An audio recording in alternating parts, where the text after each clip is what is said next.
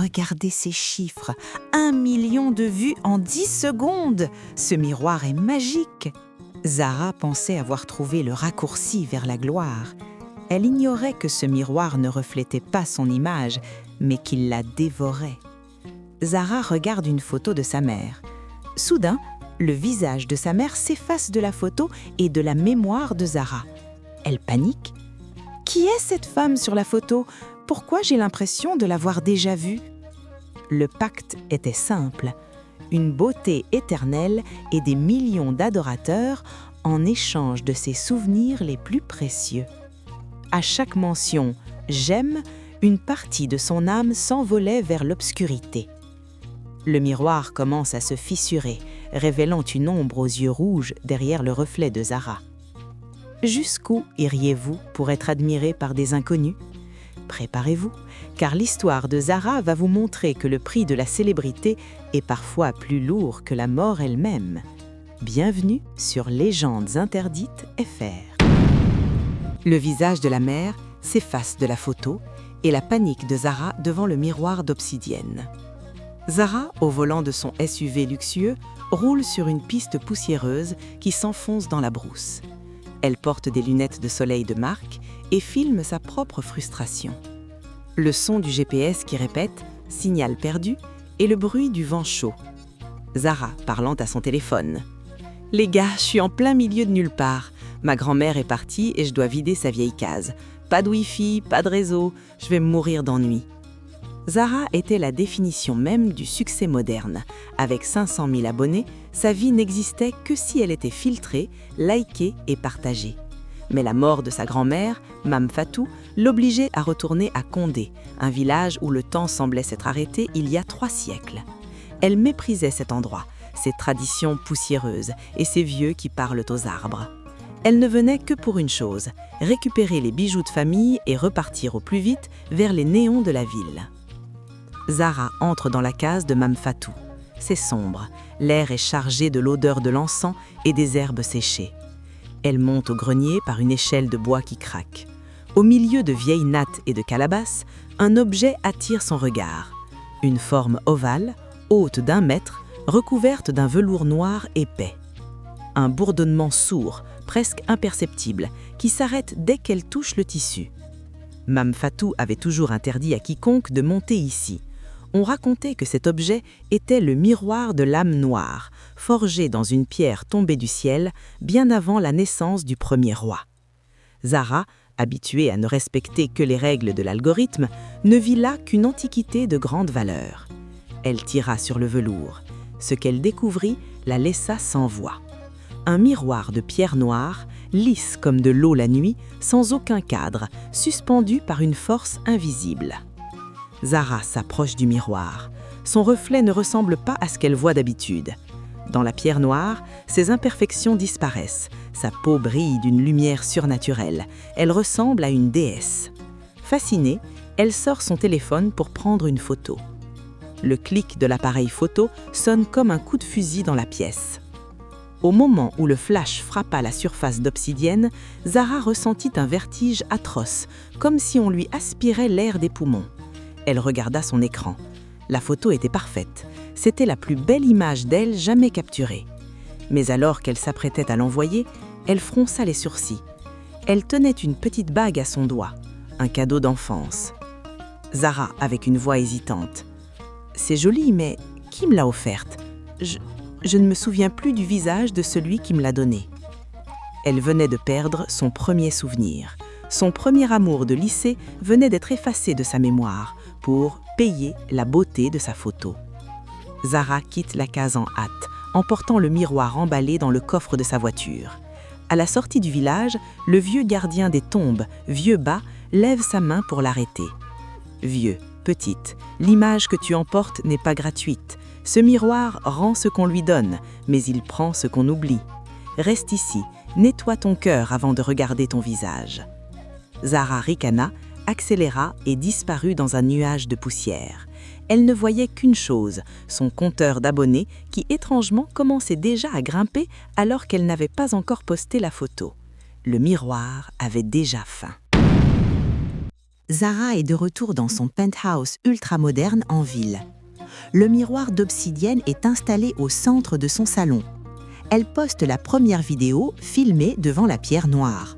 On voit le compteur de likes s'emballer. 10K, 100K, un mème en quelques minutes. Un bourdonnement de notifications incessant qui ressemble à un essaim d'abeilles mêlé à une musique funk agressive et hypnotique. Ce fut un séisme numérique. Le visage de Zara, autrefois simplement joli, était devenu hypnotique. Les gens ne regardaient pas seulement sa vidéo, ils entraient en transe. Dans les commentaires, les mots déesse, perfection et reine revenaient en boucle. Mais alors que le monde entier l'adulait, Zara passait des heures seule devant le miroir. Elle ne se reconnaissait plus dans les vitres normales ou les écrans de ses amis. Seule l'obsidienne lui rendait l'image de la perfection qu'elle convoitait. Elle était devenue accro à son propre reflet, ignorant que pour chaque pixel de beauté supplémentaire, le miroir prélevait une taxe sur son âme. Un dîner de famille pour l'anniversaire de son père.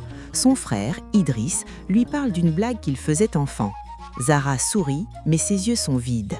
Elle regarde une photo de famille sur le buffet. Les voix des membres de sa famille deviennent étouffées, comme s'ils parlaient sous l'eau. C'est à ce moment que l'horreur commença à ramper dans son quotidien. Son frère lui rappela la fois où ils avaient failli se noyer dans la rivière près du village. Zara rit nerveusement, mais dans sa tête, il n'y avait qu'un mur blanc. Le souvenir de la rivière, la sensation de l'eau froide, la main de son frère qui la souvait, tout avait disparu. Zara murmure. C'est sûrement le stress du succès, je travaille trop. Mais en rentrant chez elle, elle regarda le miroir avec une pointe de peur.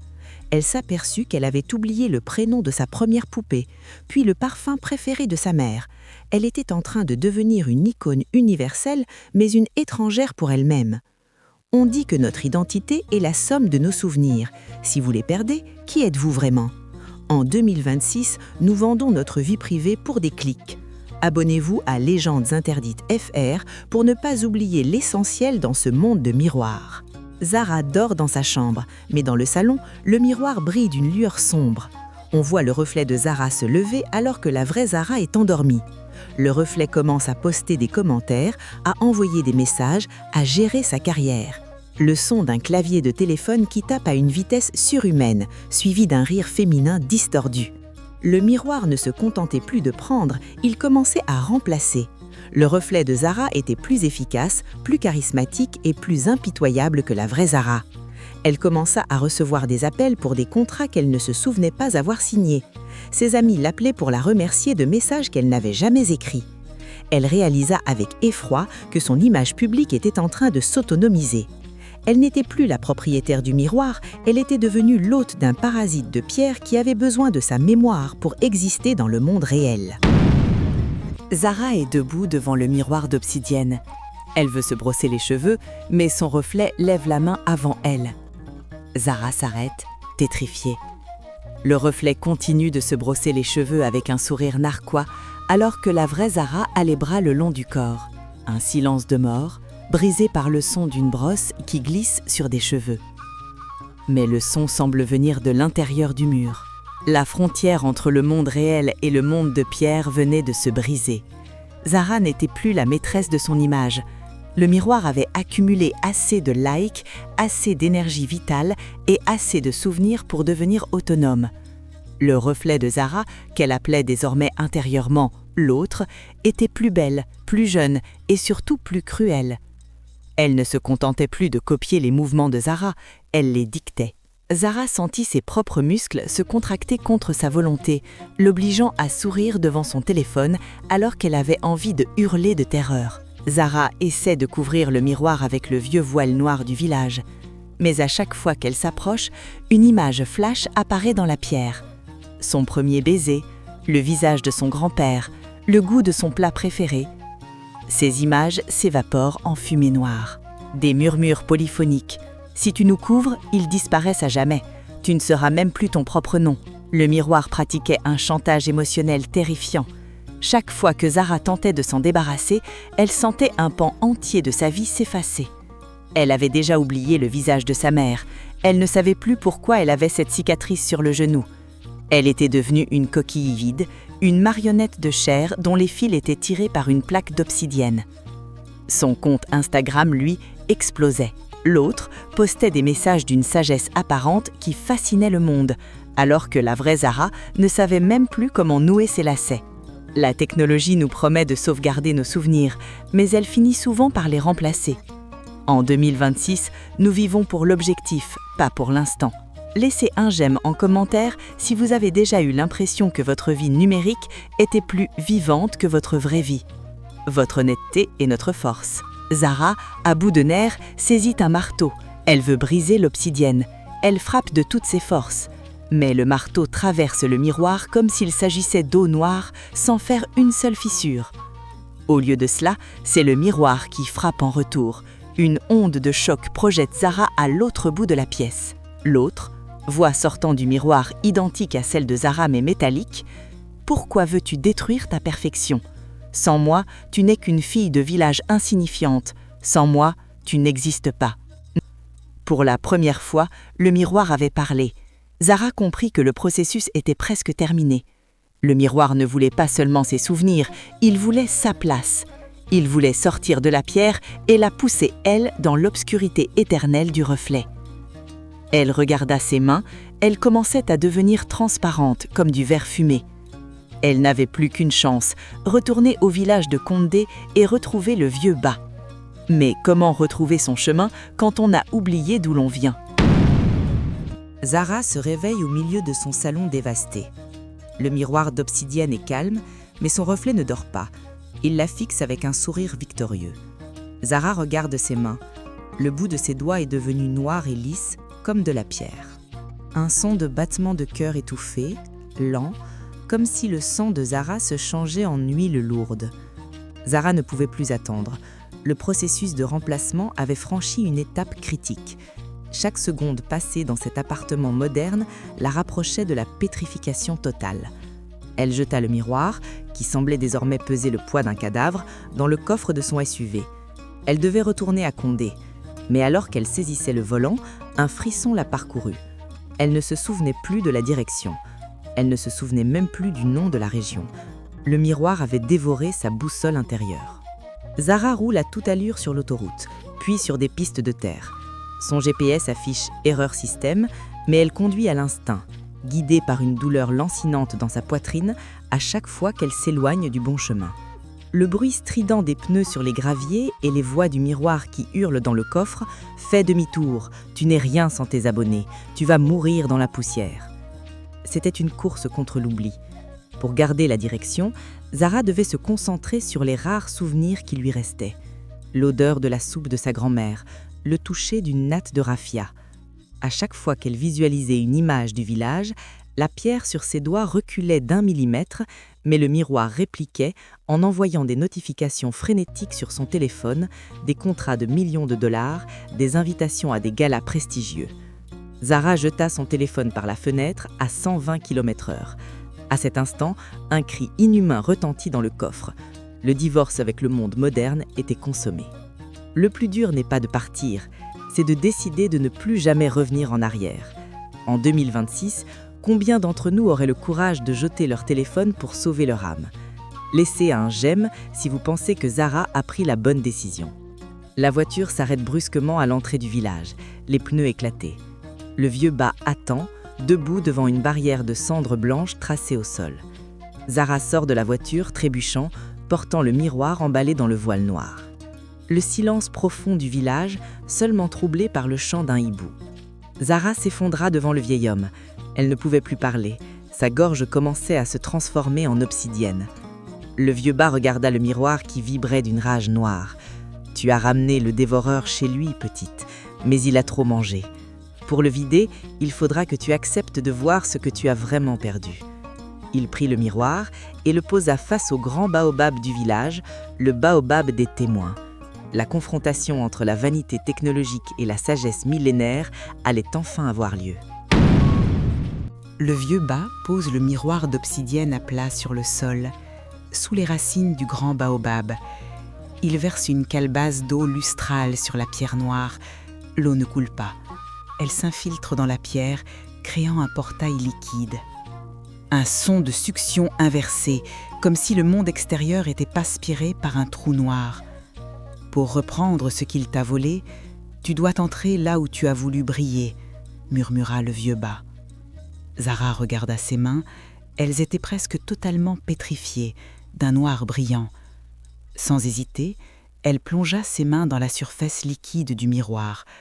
Au lieu de toucher de la pierre, elle traversa une membrane de froid polaire. Elle fut aspirée dans un monde de reflets déformés, un condé de cauchemars où tout était fait de verre noir et de pixels morts. Elle était à l'intérieur du miroir. Zara marche dans une version sombre du village. Au lieu de maisons, il y a des monolithes affichant ses propres posts Instagram. Elle voit des milliers d'ombres sans visage, ses abonnés, qui l'acclament avec des cris stridents. Mais dès qu'il la touche, elle perd un peu plus de sa couleur. Un brouhaha de milliers de notifications, ping, qui résonnent comme des gouttes de torture. C'était le cimetière des souvenirs. Zara vit des bulles de lumière flotter dans l'air noir. Dans l'une, elle vit le visage de sa mère lui souriant. Dans l'autre, son premier jour d'école.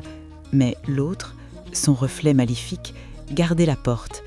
L'autre était devenue une géante de lumière artificielle, armée de fils de fibre optique. « Pourquoi reprendre cette misère ?» demanda le reflet. « Ici, tu es éternel. Dehors, tu n'es qu'une mortelle qui vieillit. » Zara comprit que pour sortir, elle ne devait pas combattre par la force, mais par le renoncement. Parfois, pour se retrouver, il faut accepter de tout perdre. En 2026, notre image est devenue notre prison. Si vous aussi vous aimeriez briser votre propre miroir, laissez un cœur brisé en commentaire. C'est le premier pas vers la libération. Zara saisit la bulle de souvenir de sa mère. Elle la serre contre son cœur, elle regarde l'autre dans les yeux et prononce les mots du rituel. « Je renonce à la lumière des autres pour garder ma propre ombre. » Elle brise symboliquement son téléphone imaginaire dans le monde du miroir. Un bruit de verre qui explose dans tout l'univers, suivi d'un cri de rage de l'autre qui se fragmente en 1000 morceaux de cristal. Le monde d'obsidienne commença à s'effondrer. Les abonnés sans visage s'évaporèrent. Zara sentit la chaleur revenir dans ses doigts. Elle courait vers la sortie, portant ses souvenirs comme des trésors fragiles. Au moment où elle franchit la surface, le miroir d'obsidienne se fissura de part en part. Zara retomba sur la terre poussiéreuse de Condé, haletante mais vivante. Le miroir était mort, mais le prix du retour restait à payer. Zara est assise sur la natte de sa grand-mère, dans la cour de la case. Elle n'a plus de maquillage, plus de bijoux coûteux. Elle tient une simple tasse d'argile remplie d'eau. Ses mains sont redevenues de chair, mais on voit de fines cicatrices noires sur ses poignets, comme des veines de pierre éteintes. Le chant des oiseaux du matin, le bruit du pilon qui écrase le mil au loin, une paix organique. Le miroir d'obsidienne n'était plus qu'un tas de gravats noirs au pied du baobab. Zara avait récupéré ses souvenirs, mais elle avait perdu son image. En ville, la disparition de la star des réseaux sociaux faisait la haine. On la croyait morte, enlevée ou folle. Mais Zara, elle, n'avait jamais été aussi lucide. Elle se souvenait enfin du goût de l'eau de Condé, du nom de ses ancêtres et surtout du visage de sa mère. Elle avait échangé des millions d'adorateurs invisibles contre la présence réelle d'une seule personne, elle-même. Le vieux bas s'approche d'elle. Il ramasse un morceau du miroir brisé. À l'intérieur du fragment, on voit encore une micro-image de Zara, superbe et artificielle, qui essaie de crier. Le vieil homme jette le morceau dans le feu de cuisine. Le crépitement purifiant du feu de bois. « Tu as eu de la chance, petite », dit le vieux bas. Beaucoup entrent dans le miroir et ne se rendent même pas compte qu'ils n'en sont jamais sortis. Ils vivent des vies de reflets, aimés par des ombres, tout en mourant de soif à l'intérieur. Zara comprit que le véritable miroir n'est pas celui que l'on achète, mais celui que l'on porte dans les yeux de ceux qui nous aiment vraiment. Elle décida de rester au village, devenant la nouvelle gardienne des récits de Mame Fatou, loin de la lumière bleue qui dévore les âmes. Nous arrivons au terme de cette légende moderne. Si cette histoire vous a rappelé qu'il est temps de poser votre téléphone et d'embrasser ceux que vous aimez, alors notre mission est remplie. Abonnez-vous à Légendes Interdites FR pour ne jamais perdre le fil de votre propre réalité. Partagez cette vidéo comme un acte de résistance numérique. En 2026, n'oubliez jamais, votre valeur ne se mesure pas en clics, mais en souvenirs. Ne laissez pas votre reflet devenir plus grand que votre vie, car à la fin, les esprits ne vous demanderont pas combien de personnes vous ont suivi, mais combien de cœurs vous avez réellement touché.